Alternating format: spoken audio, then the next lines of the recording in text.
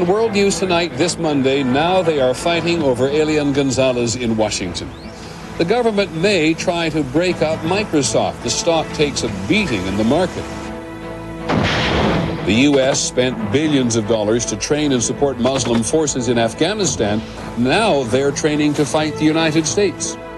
And astronomy as an art form, to be elevated by the beauty of science.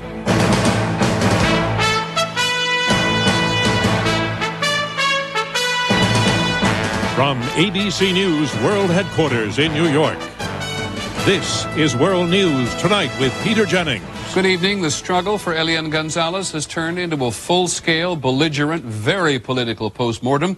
After the government took the boy from Miami to his father on Saturday morning, there's been an explosion of resentment and second-guessing. We're going to start fairly close to one source of heat, Capitol Hill. ABC's Linda Douglas is there tonight. And Linda, this is not over by any means, is it? Not by any means, Peter. The Miami relatives are here very far from their neighborhood in Little Havana, and they're trying to figure out how to organize political support now here in Washington. The Cuban-American activists who are always with them are using a website to try to put together a caravan of demonstrators to drive from Miami to the nation's capital. For most of the day, the relatives stayed inside their hotel in the Georgetown section of Washington, resting or trying to meet with members of Congress. I still keep my faith in meeting with the father and still keep my faith in being able to see Elian again. The relatives are encouraged by the angry reaction to the raid by Republican congressional leaders. Senate Majority Leader Trent Lott compared Janet Reno's tactics to Castro's. Speaker of the House Dennis Hastert has called for congressional hearings. And the Miami relatives are eager to testify this week. But today, the chairman of the House Judiciary Committee said, not so fast. I don't see any point in going off half-cocked. I think we have to do this in an orderly fashion and try to find out what the facts are. Hyde said he will first conduct a preliminary inquiry to see if a hearing is warranted. Hyde, who presided over the president's impeachment hearings, told ABC News he is leery of creating a partisan circus. And with polls showing broad public support for reuniting Elian with his father, some GOP strategists warn a Republican tirade against the raid could backfire. At the end of the day, Republicans have to be wary because public opinion likes those pictures of the child smiling with his father. Attorney General Janet Reno will come up to Capitol Hill tomorrow to meet with her congressional critics, Republicans and some Democrats. But for now, many members of both parties are watching the polls and trying to see how it's all going to play out, Peter, before they speak up. Thanks very much, Linda Douglas, on Capitol Hill this evening. Every time you turn around, you hear a different version of the raid on Saturday morning. And what people see in those memorable pictures seems to depend, in some measure, certainly, on their point of view. We asked ABC's Terry Moran to take a careful look at 4 key questions. The controversy begins with the arrival of federal agents at the Gonzalez home, Saturday morning, 5:15 a.m. Back behind the barricade! The first question, did the agents have a search warrant? There was no court order that gave them permission to raid a private home of American citizens. Wrong. This is the warrant authorizing the search of the home and the seizure of Elian, signed Friday night by U.S. Magistrate Judge Robert Dubay. The second question, did the agents knock and announce themselves or just rush in? They did not knock and announce, which is standard procedure. What happened in front of the house cannot be heard on the videotape, but it is clear there was a pause in the raid. The screen door opens, and then 20 seconds later, agents bash in the door. After the agents seized Elian, he was reunited with his father. But this picture, released by Gregory Craig, Juan Miguel Gonzalez's lawyer, prompted a sharp accusation from the Miami relatives. Was it faked? The picture that they show with the father, that is not Elian. But these photographs, which the Associated Press developed, tend to undermine the claim that the first picture was doctored. Finally, and most significantly, was a deal imminent, and were negotiations still going on? On that issue, accounts sharply diverge. Mediators say by Friday evening, the family had finally agreed to turn over the child to the Attorney General under a joint living arrangement with Juan Miguel Gonzalez in Miami. It was very clear that legal custody or physical custody, call it whatever you want, I don't want to get into semantics, had to go back to her and she was going to give it to the father on a temporary basis. But the Attorney General says the family never agreed to her final demands. Facts just 2 hours before the raid, that the boy be delivered to federal marshals and that he be taken to Washington to live with his father with the Miami relatives housed nearby. Reno's final deadline, 4:30 a.m., came and went. The family was simply intransigent. We had to do something. It's often hard to figure out how and why some negotiations break down. Given that, and given all the distrust and emotion in this case, it may be impossible to answer the ultimate question, was force truly necessary? Terry Moran, ABC News, Miami. Well, what about the measure of force? ABC's John Miller, who's a specialist in these matters, is with us this evening. John, what do you think the government knew that led them to use this particular measure of force? They had intelligence that they have laid out for me that, A, there had been guns in the crowd. They had an INS surveillance team that actually worked the demonstrator crowd that says that people talked about guns. One woman displayed a gun in a purse. They had information that there were guns in the house, particularly one individual who stayed in the house and came and went a lot, who was observed with a gun in an ankle holster. They also had a statement to an INS official by Maris Laces Gonzalez where she said, if you come in here, I'm paraphrasing, you're going to find more than just cameras. We will be ready for you. And finally, they had intelligence information that the house behind the Gonzalez's was where they had a concealed cache of weapons. Hang on for a second, because we actually see that, don't we? Yes, in fact, before the raiding party arrives, you see everybody reacting to the activity on the other side of that fence. Now the raiding party's there, but they covered the house where the weapons were allegedly being stored before they actually hit the Gonzalez house because they were worried about that house. And might the government have used a lesser degree of force and followed standard operating procedure?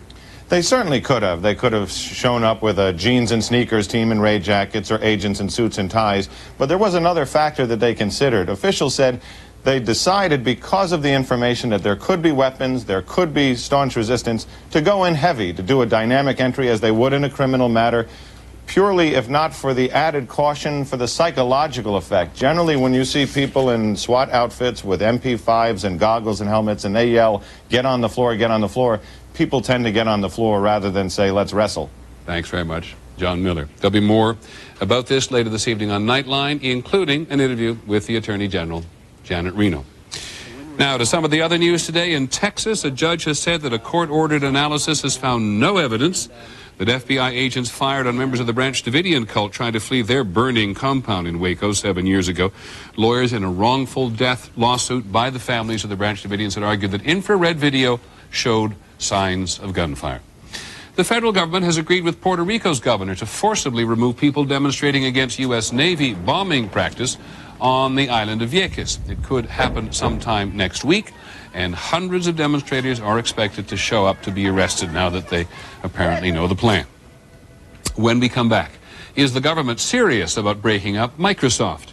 And a special report on how Muslim fighters trained by the United States have turned against America. The anti-Americanism that has developed in this region has developed as a result of what many Islamists call the Great American Betrayal. This is World News Tonight with Peter Jennings. Brought to you by the National Association of Realtors. While Johnny Kim was getting ready for the first customers of the day, someone else was looking at larger space for his growing business. At 3 o'clock, while the Curtis family was watching their daughter's soccer game, someone else was walking a prospective tenant through one of their apartment buildings. And while Carmen Delabar was preparing for a fashion show, someone else met with an appraiser about her investment property. You've got a life. We let you live it. We're realtors. Real estate is our life. This has more calcium than Tums? It's true. Maalox Quick Dissolve Chewables have more calcium than regular Tums. That's even better. And they dissolve faster than Tums. I'm gonna go for the Maalox. Quick dissolve your heartburn away and get more calcium. No doubt about it. Why is it models always look 15? Wrinkles? Talk to her in about 20 years. At the Ponds Institute, we don't give you hype, just results. Our age-defying lotion is proven to visibly reduce fine lines by up to 77%. Age-defying lotion, no hype, just younger-looking skin. Why so many days-in hotels out there? So no matter where you're headed, you know you'll always get... Kiss me? A warm welcome. Days in. There you go. All right, kid, here we go. What would you do if someone you loved had a heart attack? Yeah.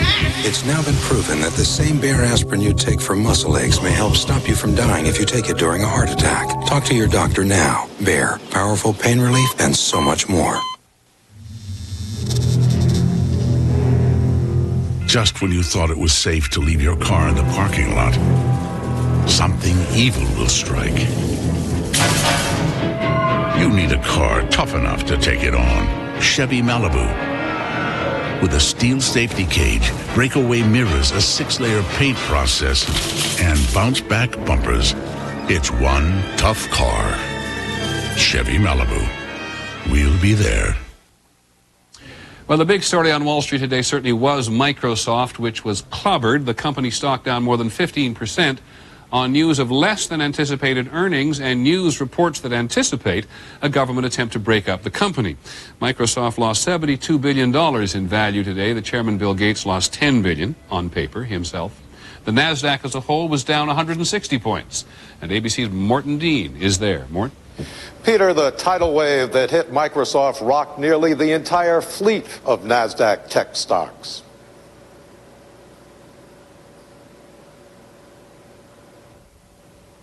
Qualcomm, communications components, down more than 9%. Dell, computers, down nearly 4.5%.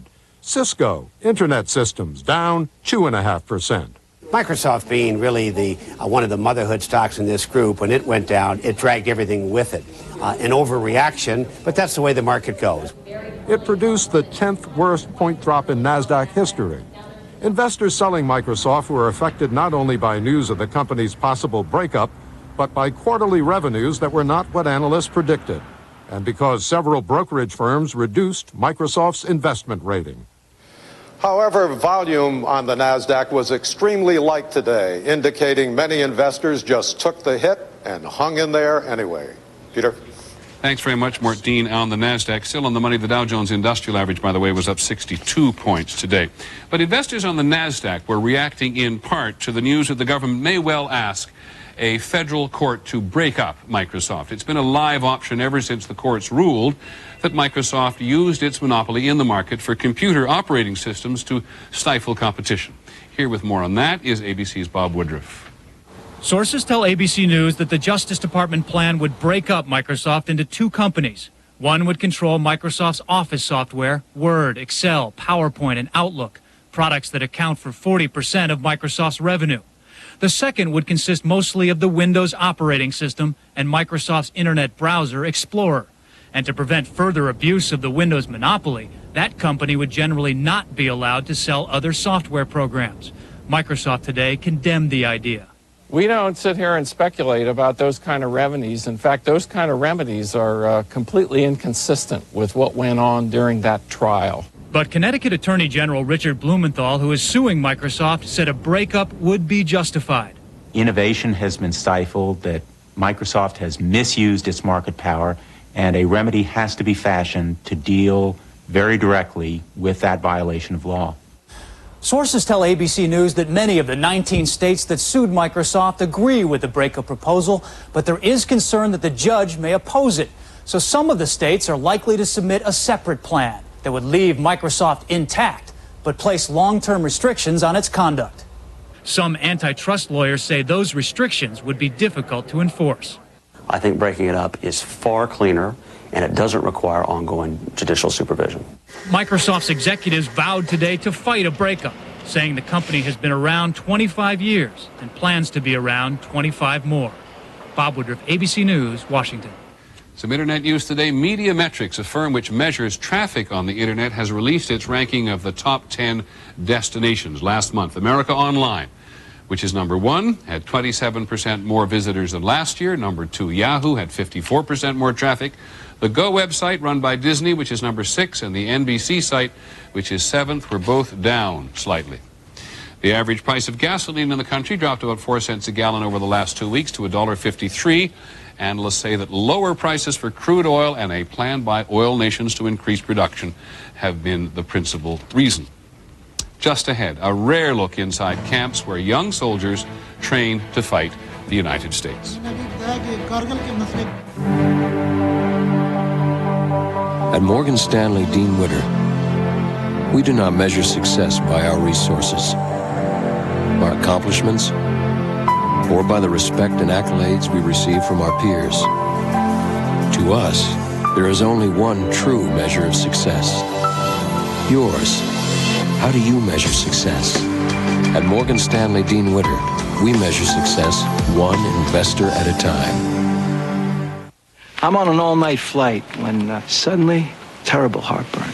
The guy in the next seat says, "Here, try this, Zantac 75. Thanks, I say. You know, maybe I ought to see a doctor about this heartburn. He says, "You just did." The medicine in Zantac 75 is the #1 doctor-prescribed acid reducer. It relieves even your toughest heartburn, controlling acid for up to 12 hours. Thanks, doctor, wherever you are. Zantac 75 for tough heartburn. Doctors know. Imagine a place that understands you'd rather be doing anything on Saturday other than fixing your faucet. A place that knows you can't spend half the weekend shopping for your weekend projects. True Value. For the jobs you do most and look forward to least. Because the sooner you get done, the sooner you can get back to this thing called your life. True Value. Help is just around the corner. Right now, you can get a complete pair of prescription sunglasses for only $99. Wearing sunglasses can actually help protect your sight. Get them from LensCrafters or get them from someone else. The LensCrafters $99 prescription sunglass sale. Hurry, offer ends soon. What if more people started their day with one-a-day's tension and mood formula? Sorry. Hold on. Allow me. It's just one of many tailored formulas. Feeling your best is possible in a one-a-day world. We're going to take a closer look tonight at the enemy. The United States has enemies of one degree or another everywhere in the world. Not unnatural for a superpower whose worldwide interests have an impact on so many people in so many places. But tonight we're focused on the violent forces of extremist Islam and how it is that in the remoteness of Afghanistan, beyond Iran and next door to Pakistan, men who once fought at the behest of the United States now regard the United States as the enemy. ABC's Bill Redeker has had a rare opportunity to visit some of these forces in Afghanistan, and here is what he was able to see. Here in the mountains of eastern Afghanistan and on both sides of the border with Pakistan, more than a dozen training camps are producing a new generation of Muslim fighters. Thousands of young men learning how to fight the enemies of Islam. Often that means America and its allies. 27-year-old Mohammed Haroon is the chief of one of the camps. Since he was a teenager, he has done nothing but train and fight. He considers suspected terrorist Osama bin Laden a hero. He is a good Muslim. He is a mujahideen, a freedom fighter. He has shown courage to fight for Islam. This is the headquarters of Lashkar-Taiba, the fastest growing and by all accounts most militant Islamic organization in Pakistan. It is here where children as young as 10 years old are indoctrinated and prepared for the jihad, the holy war. On a wall surrounding the camp, we notice this graffiti. Yesterday we broke the Soviets. Tomorrow we break America.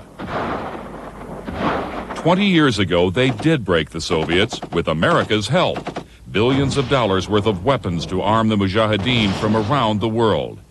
General Hamid Gul was head of Pakistan's military intelligence and coordinated the operation. If we had not supported these groups, then who would have won the war? The important thing then was not who was getting the support, but who was capable of winning the war. The Soviets withdrew in 1989, and the U.S. immediately stopped supporting the fighters. Many people here say they feel abandoned by the world. They complain that the West used them when Afghanistan was on the front line of the Cold War, but then completely forgot about them once the Soviets withdrew. The anti-Americanism that has developed in this region has developed as a result of what many Islamists call the Great American Betrayal. We fought your war for you during the Cold War, and then you walked away from it. Today's militants are recruited from across the Islamic world, from the poor and disillusioned. Many told us they come to Afghanistan because the defeat of the Soviets is still seen here as a great victory for Islam. So far, they have taken their battles to more than 30 countries. Bomb attacks, hijackings, assassinations in virtually every corner of the world. The training camps operate under the protection of Afghanistan's Taliban regime. We showed a Taliban official a map identifying the locations of Mujahideen terrorist activities and training camps. He denied their existence. There are none. But bin Laden is known to operate several training camps here. And while it has become the primary focus of U.S. policy to bring him to justice, many believe that alone will not eliminate terrorism. There will be hundreds of bin Ladens. Even if the Americans get bin Laden tomorrow, there are hundreds of bin Ladens sitting inside Afghanistan. Hundreds of young men for whom America and its allies are the enemy. Bill Redeker, ABC News, Jalalabad, Afghanistan.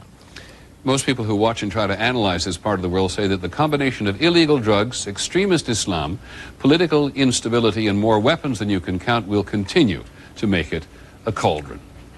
When we come back, the secrets of the universe. Beautiful as well.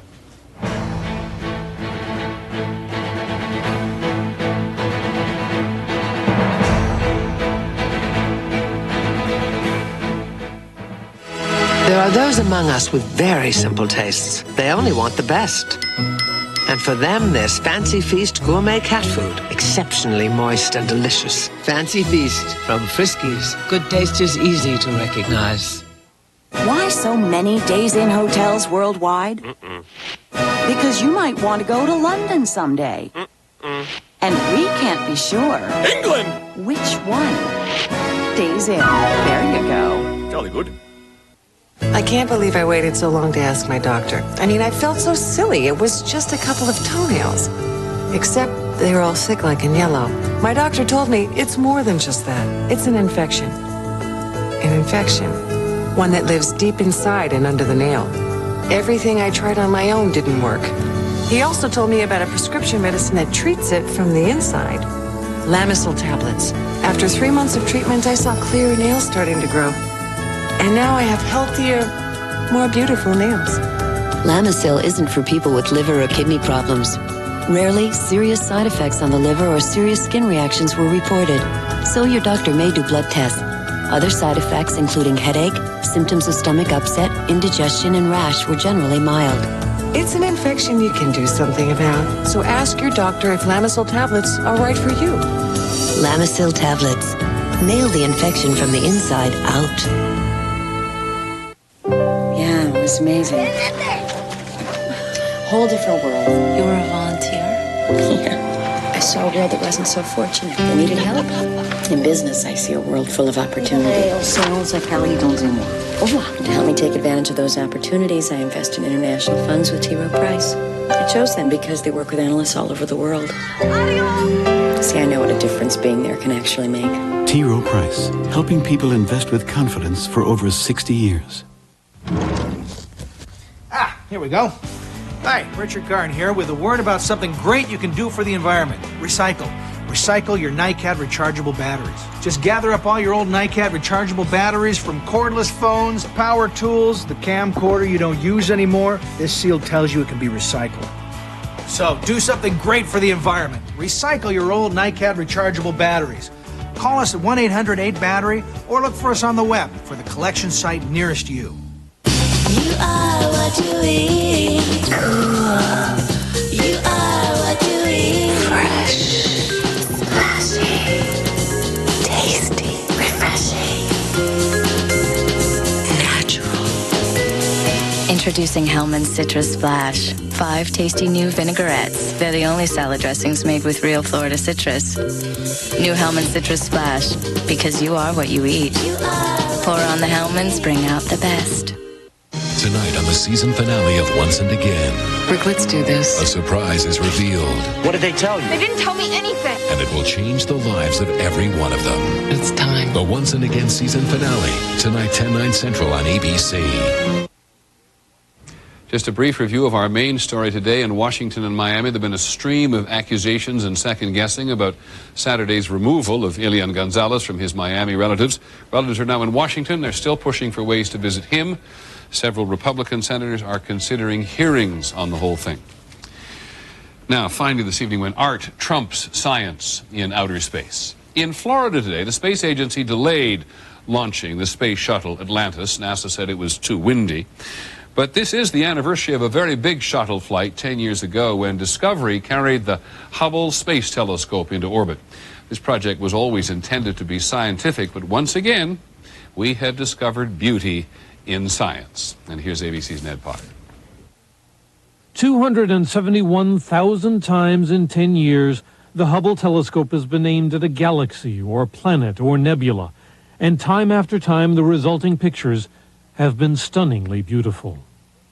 When I first saw the Eagle Nebula, what artist wouldn't give their right arm to have painted that picture? A dying star, the remnants of an exploded supernova, the planet Saturn.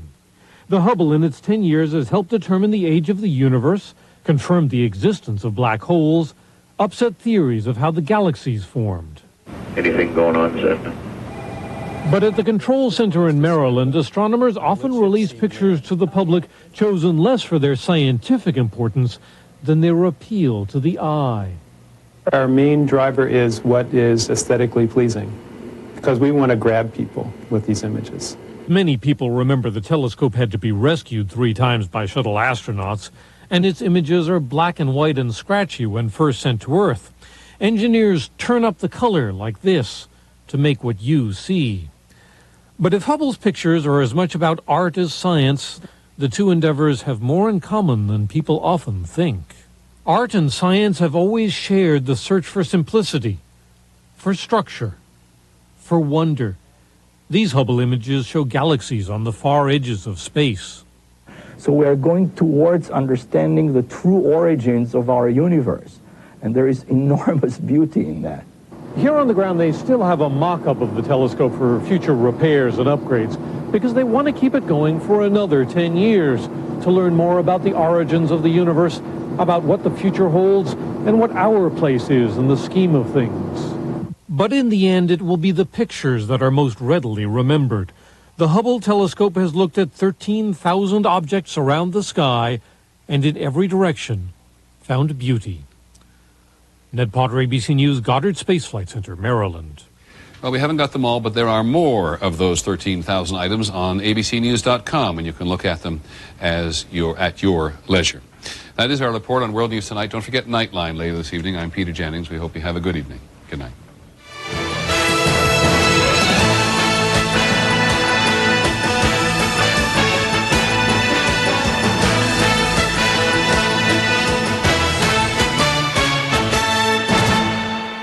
Tonight on Nightline, she made the decision to go, to seize Elian. Now her critics charge excessive force. Ted Koppel, a conversation with Janet Reno tonight.